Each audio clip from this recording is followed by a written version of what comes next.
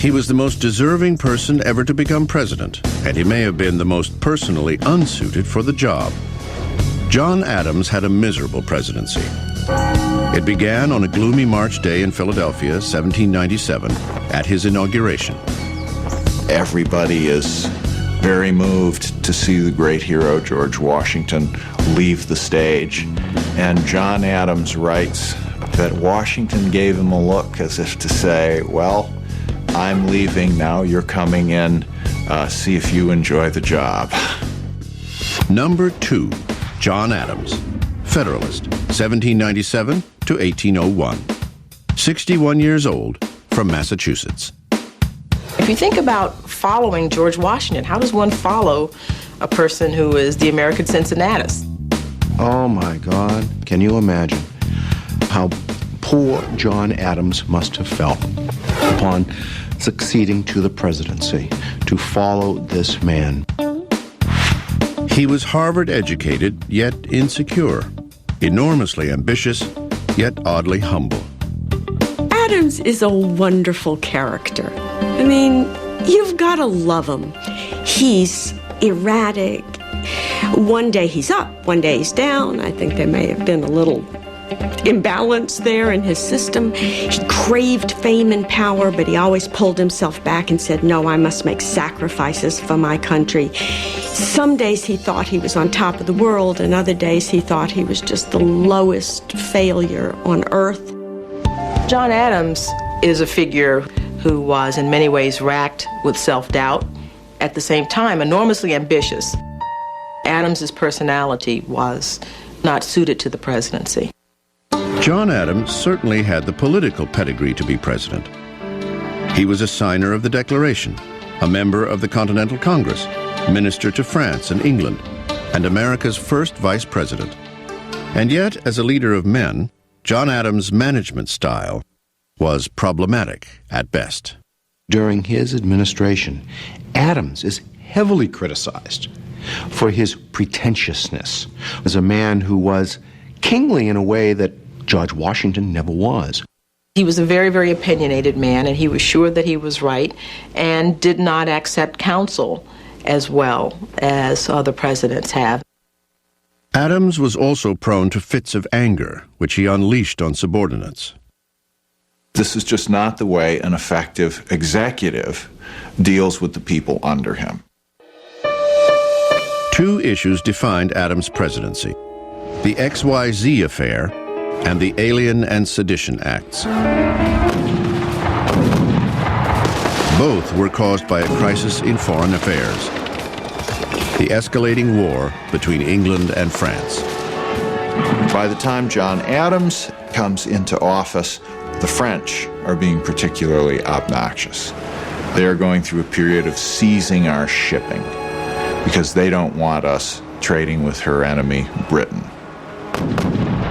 Hoping to quell the crisis, Adams sent a diplomatic team to Paris.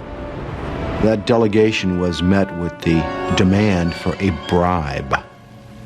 This was reported back to the American Congress.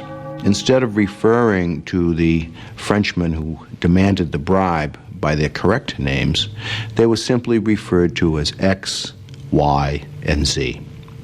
And so this became known as the XYZ affair.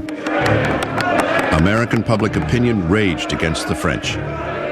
Hawks screamed for war. Adams is not crazy about the French anyway. And so to be snubbed by the French like this, to be treated in effect like country bumpkins, must have offended Adams tremendously. But instead of acting impulsively, Adams kept his cool and sent a second peace delegation to Paris. For this, the warmongers in Congress vilified him. Adams had the courage to stand against these men. Indeed, he stood against most of the men in his own party, the Federalist Party. But he was firm and adamant in seeking a peaceful solution. Adams would reach his peaceful solution in 1800 when France and the United States signed the Treaty of Mortefontaine. But this wouldn't happen before Adams made the worst decision of his presidency. In the midst of our difficulties with France, there were a great many dissident voices within America. Men, newspaper editors, some politicians, who were voicing their distress with the policies of the Adams government. Acutely sensitive to criticism, Adams decided that the verbal attacks were seditious and dangerous to national security. So, in 1798, Adams signed the Alien and Sedition Acts, making it a crime to falsely speak out or write against certain federal office holders, including the president. It stands out as the single greatest blemish on his otherwise extraordinary career. It fed into this image of Adams as the aristocrat, as Adams having this tinge of royalty, of arrogance. And the Alien Sedition Acts simply underscored what his enemies were already saying about this man. Sadly, Adams' support of the Alien and Sedition Acts overshadowed the treaty with France.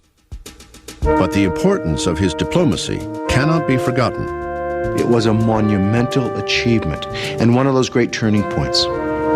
For had we not made peace with France, had Adams succumbed to the pressure to go to war, the history of America would have been very, very different. Significantly, the threat of war with France was the impetus for the one legacy of Adams' presidency. John Adams is the father of the American Navy. It was Adams that understood that if America was to defend her shores, that it was necessary to have a Navy.